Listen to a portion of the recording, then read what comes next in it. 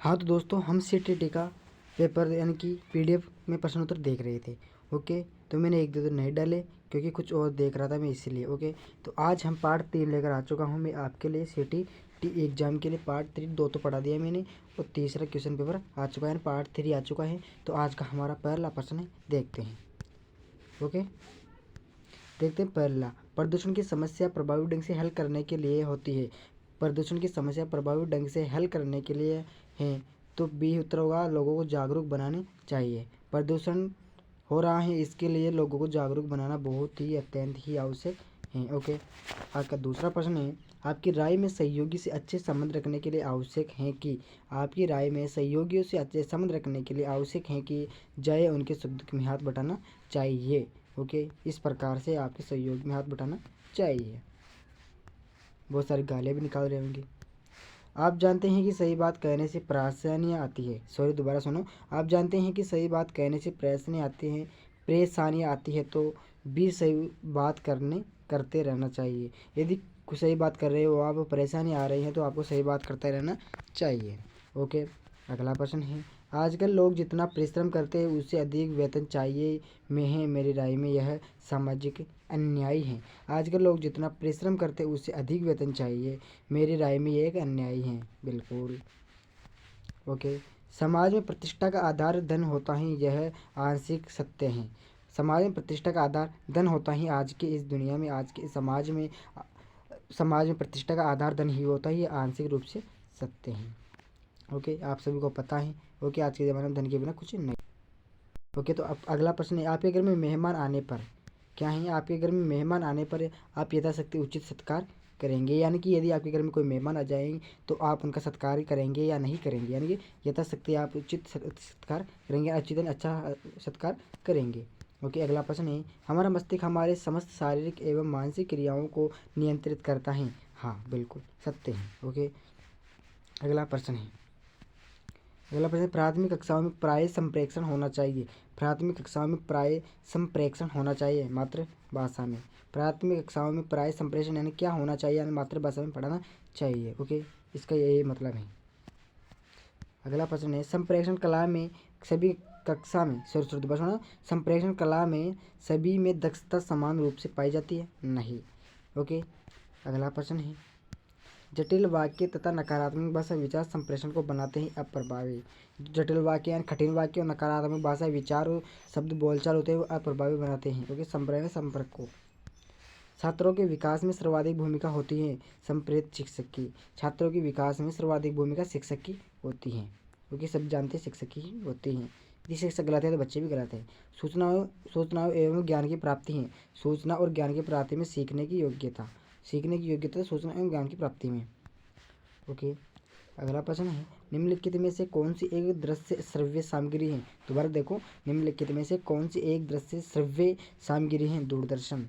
Okay, Doordarshan and TV. Okay, television, Hindi में television कहते हैं, हिंदी में दूरदर्शन कहते हैं। ओके, इंग्लिश में टेलीविजन कहते हैं। अगला प्रश्न है, पेडागोजी कहलाता है, यानी पेडागोजी क्या होता है? ये होता है शिक्षण अधिगम विज्ञान एवं कला दोनों।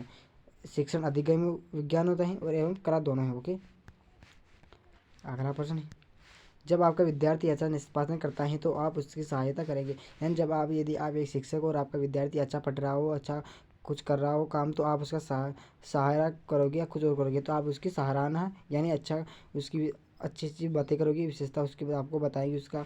ओके, इस प्रकार से।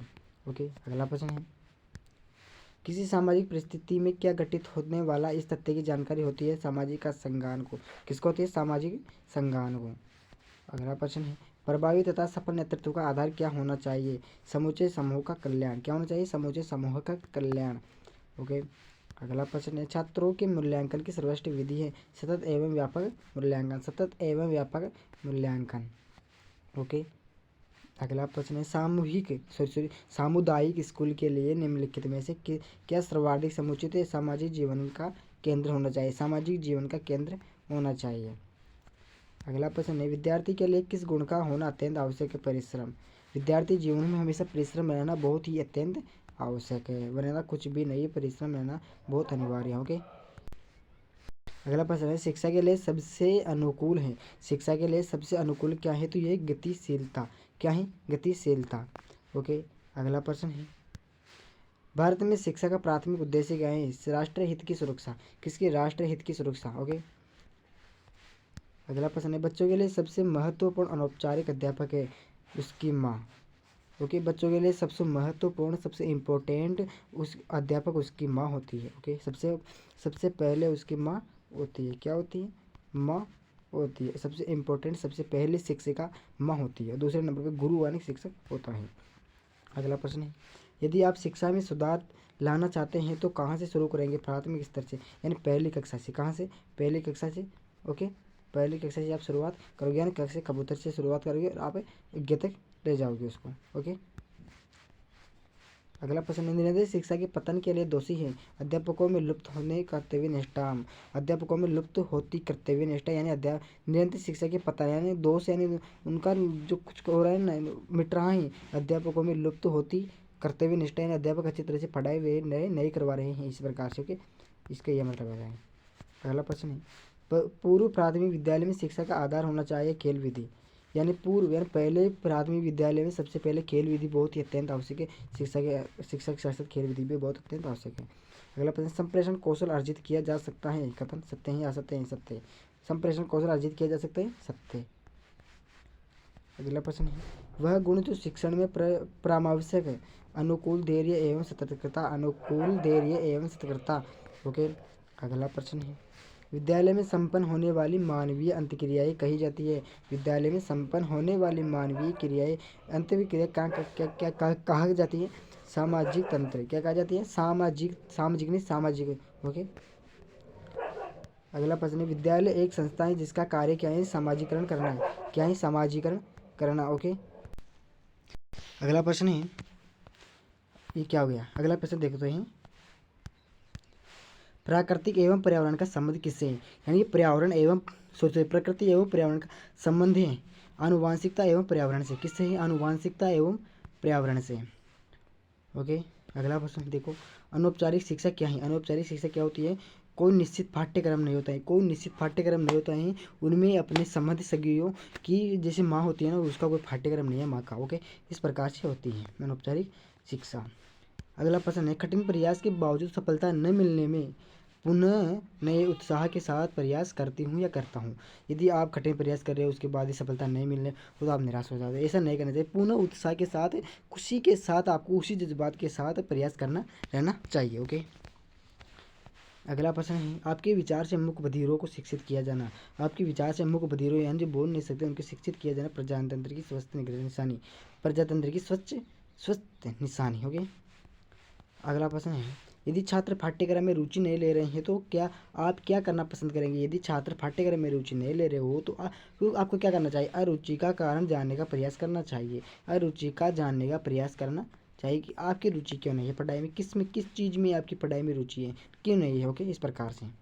अब देखो हमारा अगला प्रश्न है, आपकी दृष्टि में छात्रों का अधिकतम मानसिक विकास होगा? आपकी दृष्टि में छात्रों का अधिकतम मानसिक होगा तो होगा सी, मानसिक कार्यों के उचित वातावरण द्वारा। मानसिक कार्य के उचित वातावरण द्वारा। ओके। अगला प्रश्न देखो, अगला प्रश्न है हमारा, विशेष आवश्यकता वाले बच्चों को शिक्षा उपलब्ध कराई जानी चाहिए? विशेष आवश्यकता वाले बच्चों को शिक्षा उपलब्ध कराई जानी चाहिए? अन्य सामान्य बच्चों को, यानी जो गरीब बच्चे हैं, पिछड़े वर्ग से हैं, उनके पास पढ़ने के लिए आर्थिक पर्याप्त धन नहीं है, उनको अन्य सामान्य वर्ग बच्चों के साथ। ओके। इस प्रकार से। देखो अगला प्रश्न पूरा गया। अगला प्रश्न है, कक्षा में विद्यार्थियों की रुचि बनाए रखने के लिए शिक्षक को उचित प्रश्न पूछना चाहिए? यदि कक्षा में बच्चे की पढ़ाई के साथ साथ उनको प्रश्न पूछते रहना चाहिए। ओके। इस प्रकार से। ओके। अगला प्रश्न है, डिस्ले किससे संबंधित है? डिस्ले किससे संबंधित? पठन की क्रिया से, पठन विकार से संबंधित है। ओके। अगला प्रश्न है, आप देखते हैं कि एक छात्र बुद्धिमान है, आप देखते हैं कि एक छात्र बुद्धिमान है, वह जैसे अधिक प्रगति पर कर सके उस तरह उसे अनुप्रेरित करना चाहिए, या कि जो बच्चे बुद्धिमान है उनको आगे बढ़ने के लिए प्रेरित करना चाहिए, उनको उत्साह बढ़ाना चाहिए। अब देखो अगला प्रश्न है, समन्वित शिक्षा की सफलता निर्भर करती है पाठ्य पुस्तकों की उत्कृष्टता पर। यानी समन्वित शिक्षा किस पर निर्भर करती है? वो कहते जो पाठ्यक्रम है आपका उस पुस्तकों पर निर्भर करता है। ओके। तो देखो अब अगला प्रश्न है, बच्चों में संवेदनशीलता समायोजित प्रभावित होता है? तो ये सभी है। ओके। जैसे कक्षा शिक्षण में, व्यक्तिगत निर्माण में, अनुशासन में। ओके। ये सभी आपके समाज में प्रभावित होता है। अगला प्रश्न है, निःशक्त बालकों की शिक्षा के लिए प्रावधान किया जा सकता है समावेशित शिक्षा द्वारा। जो निःशक्त, जो पढ़ने में जिनके आवेदन नहीं है, हुए कुछ भी नहीं है पढ़ने के लिए, तो समावेशित शिक्षा द्वारा, ओके, सरकार द्वारा। देखो अगला प्रश्न है, शिक्षा का मुख्य उद्देश्य क्या है? बालकों की अंतर्ग्रहित शिक्षा का विकास करना। ओके, इस प्रकार से पहले वह क्या प्रश्न, विद्यालयों में बढ़ती अनुशासनहीनता का कारण क्या है? विद्यालयों में बढ़ती अनुशासनहीनता का प्रमुख क्या है? सही मार्गदर्शन का अभाव, यानी कि जो शिक्षक हैं वो सही अच्छी तरह से ध्यान नहीं दे रहे बच्चों पर, इसलिए विद्यालय में अनुशासनहीनता का मुख्य कारण होता जा रहा है और अनुशासन बढ़ता जा रहा है। ओके, अगला प्रश्न है, छात्रों के व्यवसायिक चयन पर माता पिता का प्रभाव भी पड़ता है। छात्रों के व्यवसायिक चयन पर माता पिता का प्रभाव भी पड़ता है उनकी शिक्षा का। वे जो जो माता पिता होती है वो छात्रों की व्यवसाय करवाते हैं, उनसे काम करवाते हैं कि आप वो काम करो, यदि वो पढ़ रहे हैं तो उनकी शिक्षा पर बहुत ज़्यादा प्रभाव पड़ता है, पढ़ नहीं पाते उसको काम भी रुचि ले लेते हैं। ओके, इस प्रकार से। अगला प्रश्न है, बच्चों की रचनात्मक प्रतिभा किसमें दिखती है? बच्चों की रचनात्मक प्रतिभा किसमें दिखती है? अलग हटकर सोचने की क्षमता है। जैसे आप हो तो आप कुछ अलग ही सोच रहे हो तो आपकी प्रतिभा अलग दिखेगी। ओके, कुछ अलग ही कर रहे हो तो इस प्रकार से आपकी प्रतिभा सारे बच्चे कहलाओगे। इस प्रकार से छात्रों द्वारा छात्र संघ के चुनाव कराने के दबाव पड़ने पर प्राचार्य के रूप में आप क्या करेंगे? छात्रों द्वारा छात्र संघ के चुनाव कराने पर दबाव पड़ने पर प्राचार्य के रूप में आप क्या करेंगे? उनकी समस्या को जानकर समाधान का प्रयास करेंगे। उनकी समस्या को जानेंगे फिर उनकी समस्या का समाधान कराएगा, यदि हमसे हो पाएगा तो। ओके, अगला प्रश्न है, यदि शिक्षा को व्यवसायोन्मुखी बनाया जा सके तो आप क्या करेंगे? राष्ट्रीय अर्थव्यवस्था में सुधार करेंगे। ओके, आप हमारा अगला लास्ट एंड फाइनल क्वेश्चन आज का 150वां यानी कि 50वां क्वेश्चन है आज का हमारा। खेल समूह से बालक क्या सीखते हैं? क्या है खेल समूह से बालक क्या समझते हैं? ये सभी यानी सहयोग सीखते हैं, प्रतियोगिता समझते हैं, संघर्ष है ये सभी सीखते हैं। ओके, तो हमारे 50 क्वेश्चन कंप्लीट हो चुके हैं। मैंने पहले 20 विषय क्वेश्चन बताए थे, 40 क्वेश्चन पहले के 50 बार के, तो कितने हुए? पूरे हो चुके हैं 70 से 90 क्वेश्चन हो चुके हैं। तो मैं आपको एक दिन और बता दूंगा पूरी अच्छी तरह से, तो 400-500 क्वेश्चन के बराबर हैं टेट के, तो मैं आपको पूरी अच्छी तरह से बता दूंगा। अच्छी तरह से वीडियो को अपने दोस्तों को शेयर करो ताकि वो टेट के एग्जाम में अच्छी तरह से नंबर ला सके। ओके, धन्यवाद।